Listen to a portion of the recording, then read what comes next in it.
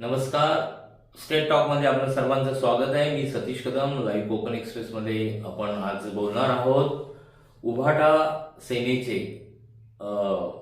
ज्येष्ठ नेते आणि गुहागरचे आमदार भास्कर जाधव यांनी जो आपल्या कार्यकर्त्यांचा मेळावा घेतला चिपळूणमध्ये, त्याच्यानंतर माध्यम आणि लोकांमध्ये बरीच मोठी चर्चा झाली, खलबतं झाली आणि त्याचे अर्थ अनवार्थ काढले गेले. आपणही ह्या विषयाचा एक विश्लेषण करणार आहोत, कारण त्यांनी जी भूमिका मांडली किंवा त्यांनी जे मत व्यक्त केले, त्यांनी जे काही आरोप केले, ह्या सर्वांचा अर्थ काय, त्यांच्याबाबत राजकीय काय घडामोडी घडणार आहे भविष्यामध्ये, आणखी काय घडू शकतं, आणि सद्यस्थिती चिपळूण शहर तालुक्यातील शिवसेनेची म्हणजे उभाटा सेनेची काय परिस्थिती आहे, यावर आपण मागोवा घेण्याचा प्रयत्न करणार आहोत पुढील काही मिनिटांमध्ये.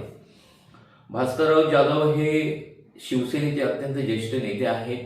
त्यांनी अनेक पदं भूषवली आहेत, ज्यामध्ये पक्षनेते होतेच, मंत्री होते, शिवाय ते आमदार राहिलेले आहेत. अनेक टर्म गुहागरचे आमदार होते, यापूर्वी ते शिवसेनेचे आमदार होते, आपल्याला सर्वांच माहिती आहे. आणि त्याच्या मागे फार मोठा शिवसेना कार्यकर्त्यांचा फॉलोअर्स आहे.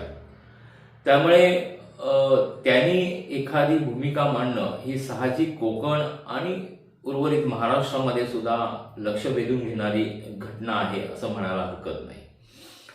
काल जेव्हा भास्कर जाधव यांनी जेव्हा ही आपली मला तुमच्याशी बोलायचं आहे, संवाद साधायचा आहे अशी काही पोस्ट फिरली, भास्कर जाधव यांची भावनिक पोस्ट होती, पत्र होतं, आपल्याशी बोलायचं आहे.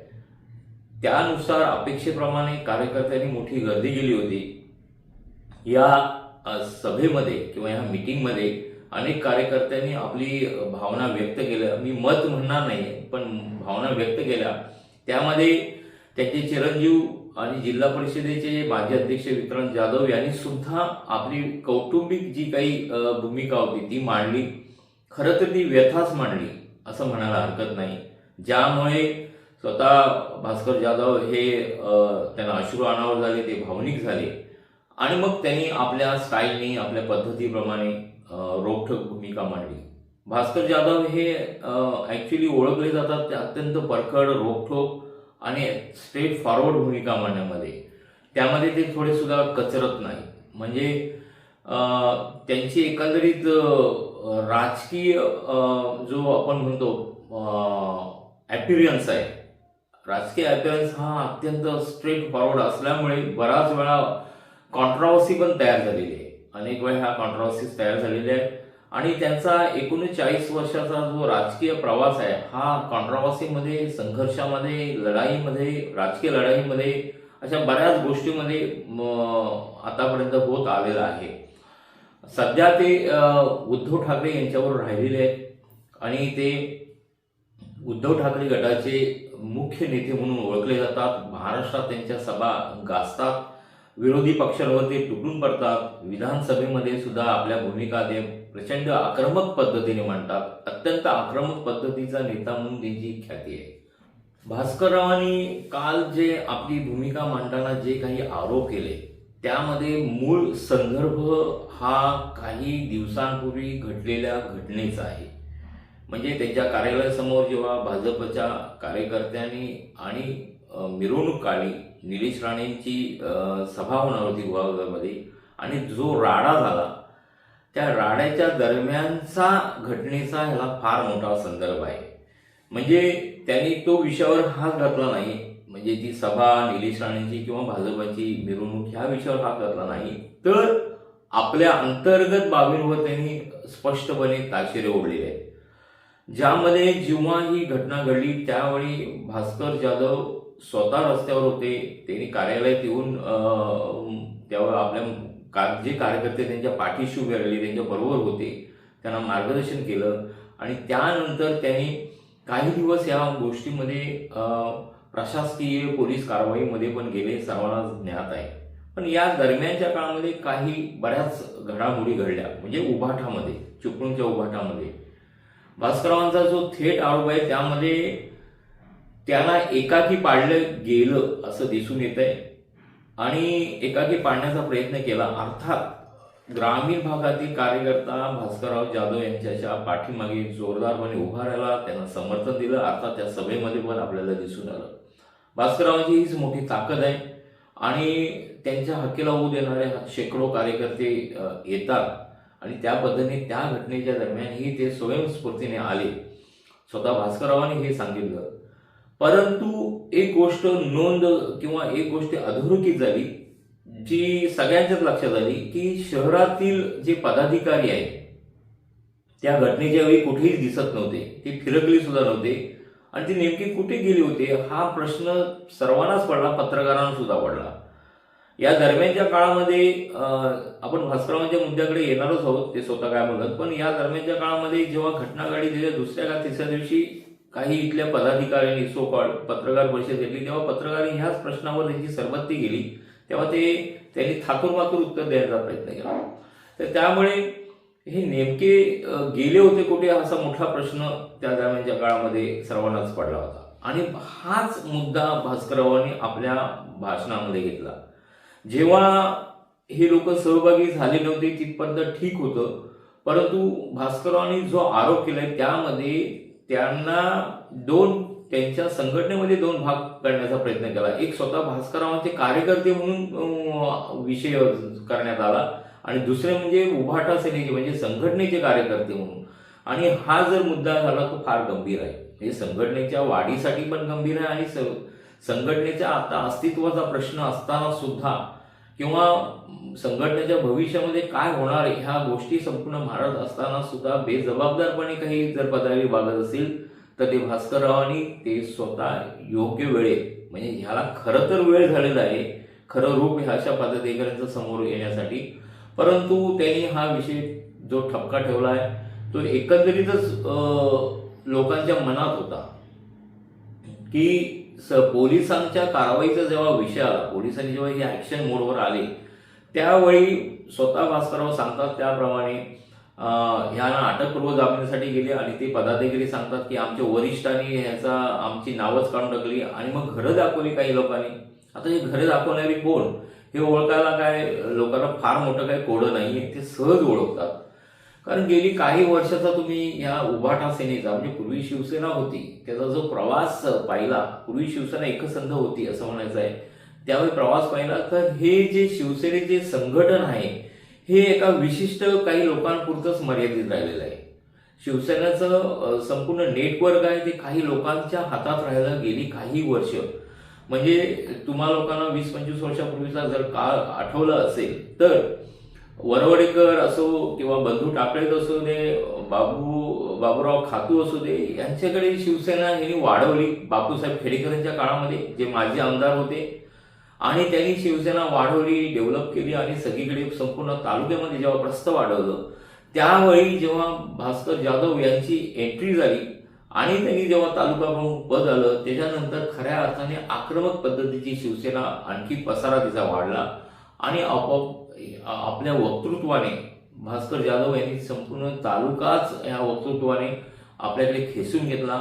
शिवसेनेच्या नेतृत्वाचा म्हणजे खुद्द बाळासाहेब ठाकरे यांचं लक्ष वेधून घेतलं आणि ते तालुका प्रमुख झाले, त्याच्यानंतर विरोधी पक्षनेते झाले जिल्हा परिषदेचे. पण त्यांचा प्रवास असा पुढे मग आमदारकीपासून मंत्र्यांपर्यंत झालेला आहे. पण या काळामध्ये ग्रामीण आणि शहर हा शिवसेनेचा भेद झाला आणि तो आज तागायत कायम आहे. कसंही म्हणा, म्हणजे प्रसंगाने म्हणा, अचानक म्हणा किंवा बाय फ्लूक म्हणा, नशिबाने राजकीय काय असं म्हणा, ह्या 2 पदाधिकारी त्या पदाधिकाऱ्यांकडे हे संघटन राहिल्यामुळे बाकीच्या लोकांना फार मोठी संधी मिळाली नाही, ही गोष्ट नाकारता येत नाही. त्यामुळे जे भास्करराव म्हणवते की उशाला साप घेऊन काही झोप येत नाही, तर खरंच हे काही संघटनेच्या त्या अर्थाने हे राजकीय जे साप आहेत त्याच्यामुळे संघटन वाढेल असं वाटत नाही. ते जी परिस्थिती आता जी दिसून येते त्याला त्याकडे वरिष्ठ नेतृत्वाने लक्ष घातलं पाहिजे, हेही तेवढंच खरं आहे. कारण ह्या लोकांनी फक्त संघटनेचा जो उपयोग आहे म्हणजे उपयोगच म्हणावा लागेल, केवळ आपला धंदा वाढवण्यासाठी केलेला आहे.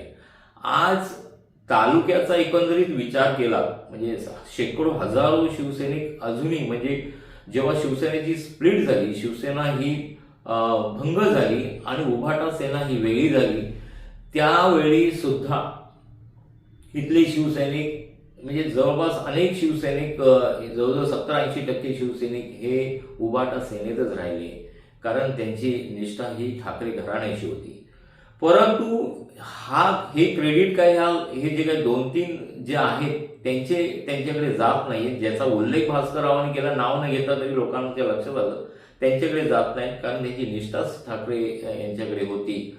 परंतु त्यांचा आणि ह्यांचा जर आपण स्तर पाहिला, एकंदरीत राहणीमानाचा स्तर पाहिला, तर लगेच लक्षात येतं की ग्रामीण भागातले कार्यकर्ता हा थोडासा वर गेला असेल, पण जो जवळपास म्हणजे बाकी जसं आहे तशीच परिस्थिती राहिली. चिपळूण शहरातील हे काही दोघं तिघं जे आहेत यांनी ह्या संघटनेला घेरून टाकलंय. पूर्णपणे हा धंदेवाईक उपयोग ह्यासाठी केला गेला आणि ते अजूनपर्यंत कोणाच्या लक्षात आलं नव्हतं. भास्कर जाधवांना या प्रसंगाच्या निमित्ताने ते लक्षात आलं किंवा त्यांच्यापूर्वी लक्षात होतच असणार 100%, परंतु त्यांनी ते बोलून दाखवलं नसेल मे बी. पण ह्या वेळी अशा पद्धतीने जर माझा कार्यकर्ता, संघटनेचा कार्यकर्ता, तुझा कार्यकर्ता असं जर ह्या लोकांनी केलं असेल, ते अत्यंत गंभीर बाब आहे.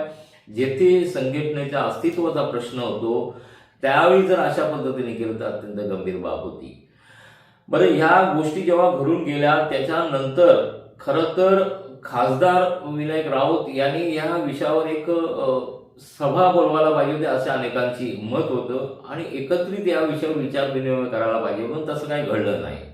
आणि प्रत्यक्ष अप्रत्यक्ष का होईना भास्कर जाधव यांनी त्यांच्यावरही ठपका ठेवलेला आहे, कारण त्यांनी काय नेमकं केलं म्हणजे त्यांच्या मतानुसार जे हे काही घडलं ते त्यांच्या आदेशानुसार, त्यांच्या म्हणण्यानुसारच घडलेलं आहे. त्याला ते जबाबदार असल्याचाही ठपका काल त्यांनी आपल्या भाषणामध्ये अगदी स्पष्टपणे ठेवलेला आहे. मला इथे एक गोष्ट सांगायची तुम्हाला.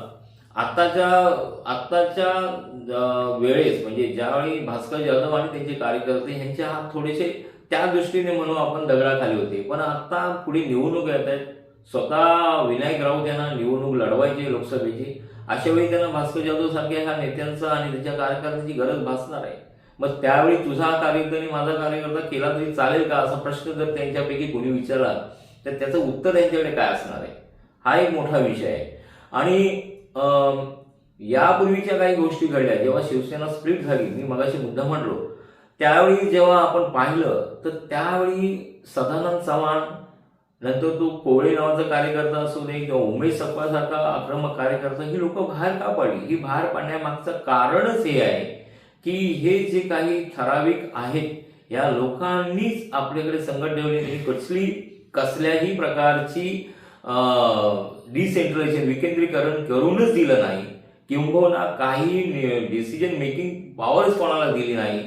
त्यामुळे कंटाळून ह्या लोकांनी शिवसेना सोडलेली आहे. उभाटा सेना सोडण्यामागचं कारण तेच आहे. अनेक पदाधिकारी तर ते सो कॉल आपले जे धंदेवाईक पुढारी आहेत त्यांच्याकडे गाडीवर जवळजवळ नोकर असल्यासारख्याच काम गाड्या चालवत होत्या. अनेकांनी संघटना फक्त नाक्यामध्येच ठेवलेली आहे, ते बघायला नाक्यापुरती मर्यादित ठेवलेली आहे आणि हे संघटनेचं कार्य काहीच नाही. म्हणजे संघटना ही उत्सव आणि टेंट म्हणजे तंबू टाकून काही उत्सव करण्यापुरतेच आहे की असा मोठा प्रश्न अनेक ज्येष्ठ शिवसैनिकांनी पडलाय. त्यामुळे ह्या विषयाला तोंड कुठेतरी भास्कररावांनी फोडलं असं म्हटलं तरी हरकत नाही. ह्या विषयावर खरं तर सिरियसली राऊत यांनी विचार करायला पाहिजे होता, पण त्यांनी तो तसा केला नाही. भास्कररावांच्या आरोपानुसार अगदी व्यवस्थित यादी दिली गेली. यादी दिल्या गेल्यानंतर भास्कर जाधवांचे कार्यकर्ते त्यांना कुठं कोणाला अरेस्ट करायचे हेही सांगितलं गेलं, घरी दाखवलं. अत्यंत गंभीर मुद्दा आहे, अत्यंत गंभीर आहे. पण याच्याकडे त्यांच्याकडे काय खुलासा असेल तो ऐकायला पाहिजे, तो ऐकलंच पाहिजे, कारण तो अत्यंत गंभीर बाब पुढे या निमित्ताने आणलेली आहे. त्यामुळे ह्या मागे आणखी दुसरा मुद्दा पुढे येतोय. तो मुद्दा म्हणजे कदाचित भास्कर जाधव हे चिपळूणमधून इच्छुक असल्यामुळे ह्या प्रकारची खेळी खेळली गेली की काय असाही प्रश्न उपस्थित होतो, ज्याचा उल्लेख स्वतः जाधव यांनी केलेला आहे की भास्कर जाधव यांचं नेतृत्व नको आहे. त्यांचं नेतृत्व का नको आहे तर ते आक्रमक पद्धतीचं नेतृत्व आहे आणि त्यांच्याकडे जर हे सगळं चिपळूण शहर आणि परिसराचं नेतृत्व गेलं, सध्या ते गुहागरचे आमदार आहेत, ते गेलं तर आपले धंदे बसतील. कदाचित अशी शक्यता आहे आपली सद्दीच संपेल किंवा आपला जो काय याच्यावर ताबा आहे तो निघून जाईल, मार्केटिंग आपलं संपेल. कारण आतापर्यंत जे चाललंय तर पदाधिकारी विभागणी आपण पाहिली तर अगदी स्पष्टपणे कोणाकडे रस्ते आहेत, कोणाकडे धरणं आहेत, कोणाकडे जमिनी आहेत, वेगवेगळ्या प्रकारे धंदे, कोणाकडे इंडस्ट्रियल एरिया आहे. त्यामुळे हे सगळ्यावर संक्रांत येईल अशी काहीतरी भीती असावी. त्यामुळे कदाचित भास्कर जाधव हे होऊन देणार नाहीत अशी पण शक्यता असावी. म्हणून ते भास्कर जाधवला आतून विरोध करत आहे. ते समोर तर कोण बोलू शकत नाहीये. त्यामुळे कानं भरणं किंवा काही वेगळ्या पद्धतीने आपल्या वरिष्ठ नेतृत्वाला सांगणं अशा प्रकारची खेळी गेली असेल पडद्यामागे आणि त्याचाही उल्लेख भास्कर जाधव यांनी स्पष्टपणे केलेला आहे. भास्कर जाधव हे स्वतः इथले राजकीय चाचपणी करत होते आमदारकीला, परंतु ती चाचपणी करताना सुद्धा अशा प्रकारचे एक आपल्या संघटनेला मारक ठरेल अशी जर खेळी गेली तर तीही गंभीर. मला आठवतंय की 2005 किंवा त्याच्या अगोदरच्या काळामध्ये म्हणजे शिवसेना जेव्हा वाढीस लागली त्यापूर्वी सुद्धा भास्कर जाधव असू दे, सुद्धा रमेश कदम असू दे, किंबहुना रवींद्र माने, रामदास कदम, रवी माने, असे ह्या सर्व, सुभाष बने, ह्या सर्वांची जी राजकीय कारकीर्द त्या टप्प्यामध्ये मोठी होत गेली किंवा डेव्हलप होत गेली, ह्या सर्वांचा साक्षीदार मी आहे एक पत्रकार म्हणून. ही निवड त्यामुळे मला हे सर्व गोष्टी ज्ञात आहेत, माहिती आहे, त्याचा अभ्यास पण आहे. अशा काळामध्ये जेव्हा संघटन वाढलं त्याच्यानंतर काही कारणामुळे भास्कर जाधव हे बाहेर पडले. त्यांची तो सगळा इतिहास तुम्हाला मी त्या खोलात जात नाहीये, पण ते अपक्ष म्हणून उभे राहिले. त्यावेळी रमेश कदमांच्या विरोधात प्रभाकर शिंदेना मुंबईवरून उमेदवारी देण्यात आली आणि ह्या उमेदवारीच्या दरम्यान काळामध्ये जेव्हा प्रभाकर शिंदे ह्या गावागावामध्ये फिरत होते तेव्हा त्यांना मिसगाईड करण्याचं काम किंवा त्यांचा उपयोग वेगळ्या पद्धतीने ज्याचा उल्लेख भास्कर जाधव यांनी काल आपल्या भाषणामध्ये केलाय वेगळ्या उमेदवाराच्या निमित्ताने, परंतु उद्देश तोच होता. आणि मग ज्याने आपल्या कुणी तुंबड्या भरल्या याचाही पर्दाफाश होणं महत्वाचं होतं. त्याचा थोडासा पडदा काल भास्कर जाधवने आपल्या भाषणामध्ये उघडा केला, त्यांचा नकाब थोडासा बाजूला केला. विषय सेम आहे, फक्त वापर करून घ्यायचा. प्रभाकर शिंदे हे खूप मोठ्या मताधिक्याने पराभव झाला त्यांचा पराभव हा शिवसेनेच्या ह्यानी पद्धतीप्रमाणे थोडाफार मताने पराभव झाला असता जवळपास तर समजण्यासारखी गोष्ट होती, परंतु अत्यंत लाजिरवाण असा त्यांचा पराभव झाला. त्याला जबाबदार हेच जे कोण आहेत ज्याचा उल्लेख भास्करराव जाधव हे अस्तित्वातील साप म्हणून करतात, याच लोकांनी केला. हीच लोक त्यावेळी मोठी झाली. त्यांनी काय केलं, त्यांनी आपली कशी तुंबडे भरली, हा सगळा इतिहास पुढे येईलच या निमित्ताने. पण सांगायचा मुद्दा असा आहे, गेली 20-25 वर्ष केवळ संघटनाचा वापर स्वतःसाठी केला गेला आणि फार उशिरा होईना भास्कर जाधवांनी हा उल्लेख केलेला आहे. जेव्हा त्यांच्यावर हे बेतलं त्यांच्यावर त्यांनी तो केला.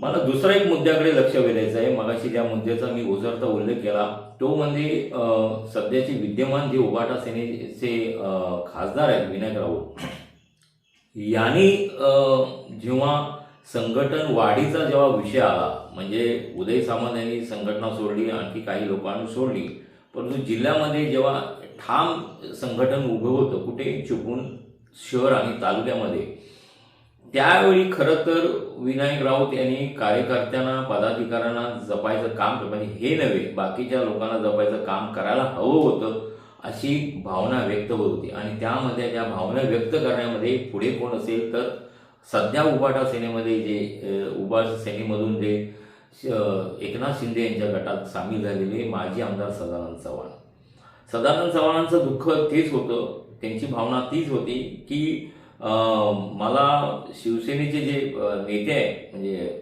विनायक राऊत त्यांनी मला वेळ दिला नाही. जेव्हा उद्धव ठाकरे मुख्यमंत्री त्या काळामध्ये सदानंद चव्हाण हे केवळ बसून होते, त्यांना काहीच जबाबदारी दिली गेली. 2 टर्म आमदारकी उपभोगलेल्या व्यक्तीला काहीच काम नव्हतं संघटनेचं किंवा त्यांना विचारलं जात नव्हतं, हे त्यांचं दुःख होतं. आणि त्यांनी अनेक वेळा यांच्याकडे प्रयत्न केला, राऊत यांच्याकडे बोलण्याचा किंवा भेट घेऊन मला देण्याचा, पण उद्धव ठाकरेंची भेट घालून देण्याचा प्रयत्न पण त्यांनी केला नाही, असा थेट आरोप त्यावेळी सदानंद चव्हाण केला. आणि त्यांनी त्याच्यानंतर मिटिंग, बैठका, सभाही घेतल्या होत्या, त्याला चांगला प्रतिसाद मिळाला होता. जसा भास्कर जाधव यांच्या आताच्या बैठकीला प्रतिसाद मिळाला, ग्रामीण भागातला कार्यकर्ता यांच्याकडेच आहे. त्यामुळे त्या दरम्यानच्या काळात त्यांनी ती भावना व्यक्त केली, त्यांनी वेळ दिला नाही. त्याच्यानंतरही सदानंद चव्हाण यांनी राऊत यांची भेट व्हावी किंवा त्यांच्याशी चर्चा व्हावी यासाठी अनेकदा प्रयत्न केले, पण राऊतांना वेळ नव्हता. त्यांना केवळ खास पदाधिकाऱ्यांना भेटण्यासाठी बराच वेळ होता असं त्यांचे कार्यकर्ते म्हणतात. ते खास पदाधिकाऱ्यांना भेटण्यासाठी तेवढा वेळ काढवते, त्यातला काही टक्के तरी वेळ त्यांनी इथे काढला असं तर संघटनेचं ते पुढे थोडीशी जी काही फूट झाली ती वाचली असती. परंतु असो, त्यांना ही गोष्ट लक्षात आली असेल का नसेल हे त्यांचं त्यांना माहिती. पण त्याच्यानंतर काही शहरातील पण पदाधिकारी त्यांच्याकडे जॉईन झाले, त्यावेळी काही राऊत यांनी प्रयत्न केले नाहीत असाही हे केलं जातं, असाही आरोप केला जातो. त्याच्यानंतरचा थेट आरोप आता भास्कर जाधव यांनी केलेला आहे.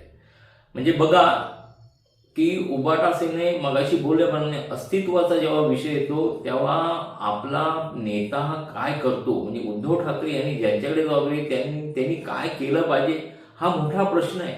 पण त्यांनी काहीच केलं नाही तर हे कोकणातील ज्या विषयाकडे, म्हणजे चिपळूण तालुका हा कोकणातला, म्हणजे तळ कोकणातला कणकवली, तसंच चिपळूण तालुका हा इकडच्या वरच्या कोकणातला फार सेन्सिटिव्ह एरिया आहे, भाग आहे, राजकीय दृष्ट्या अत्यंत संवेदनशील आहे.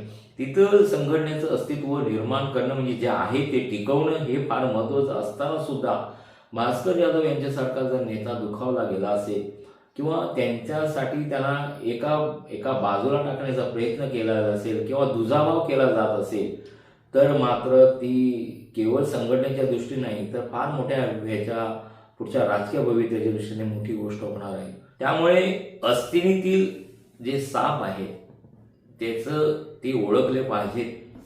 बाकी सगळ्यांना त्याची कल्पना आहे, त्यांनी ते ओळखले पाहिजेत आणि उद्धव ठाकरे यांनी या संघटनेमध्ये लक्ष घातले पाहिजे. ते उद्धव ठाकरे हे गुहागरच्या दौऱ्यावर येत आहेत आणि त्यांनी ही गोष्ट गंभीरपणे घेतली पाहिजे असं मला राजकीय विश्लेषक म्हणून वाटतं. कारण एका धंदेवाईक पदाधिकाऱ्यांकडे संघटना जेव्हा जाते तेव्हा काय होऊ शकते त्याचा परिणाम आपल्याला दिसून आलेला आहे. आणि एका मोठ्या नेत्याला, म्हणजे एक मधीच उदाहरण देऊन मी ह्या विषयाचा एंड करायला जातो आहे. मध्यंतरी उद्धव ठाकरे यांचा चिपळूणमध्ये दौरा झाला, जेव्हा बाकीच्या जिल्ह्यामध्ये झाला त्यावेळी चिपळूणमध्ये जेव्हा जी सभा झाली त्या सभेच्या दरम्यान एका मोठ्या आवाजातील पदाधिकाऱ्यांनी, म्हणजे ज्याचा आवाजच फक्त मोठा आहे, काम काही मोठं दिसलेलं नाही अजूनपर्यंत, त्या पदाधिकाऱ्यांना जेव्हा उद्धव ठाकरेंचं स्टेजवर आगमन झालं त्यावेळी थांबवण्याचा प्रयत्न केला. म्हणजे एवढी हिंमत आहे. म्हणजे भास्कर जाधव यांना भाषण थांबवण्याचा हाताने प्रयत्न सर्वांसमोर केला. अर्थात भास्कर जाधव यांनी आपल्या स्वभावानुसार त्याला फडफडून टाकलं. हा सगळा किस्सा सर्वांनी बघितलेला आहे आणि योग्य वेळी योग्यच केलेला आहे. याबद्दल दुमत असणं काही संघटनेमध्ये जे चाललंय याचा कुठेतरी गांभीर्याने विचार उद्धव ठाकरे यांनी करायला हवा. आणि भास्कर जाधव यांच्यासारखा जर कार्यकर्ता दुखावला गेला तर नेता दुखावला गेला तर काय होऊ शकतं याची कल्पना पुढे आली तर बरं होईल. एवढंच या निमित्ताने सांगायचं आहे. मला वाटत नाही की बाकी जी माध्यमामध्ये जी चर्चा सुरू होती की भास्कर जाधव हे उभाटा सेना सोडतील असं अजिबात वाटत नाही. ते सोडण्याच्या मनस्थितीत पण नाही. ते एखादा शब्द दिला तर त्या शब्दाला ते पक्के असतात, त्यामुळे ते राहतील याबद्दल कोणाच्या मनात शंका नसावी, कार्यकर्त्यांच्या त्यांच्या मनामध्ये. परंतु जी घटना घडली त्या घटनेनंतर जे काही घडलंय ते दुनियेसमोर आलं पाहिजे होतं, लोकांसमोर आलं पाहिजे होतं. त्याप्रमाणे ते आणली त्याने. आणि अस्थिमधले साप हे किती आहेत हे आता फक्त शिवसैनिकांनी, जो खरा शिवसैनिक आहे त्यांनी मोजायचे आणि ह्या अस्थिमधल्या सापाला कसं बाजूला ठेवायचं हे त्यांनी त्यांचं ठरवलं पाहिजे. एवढंच या निमित्ताने सांगतो. धन्यवाद.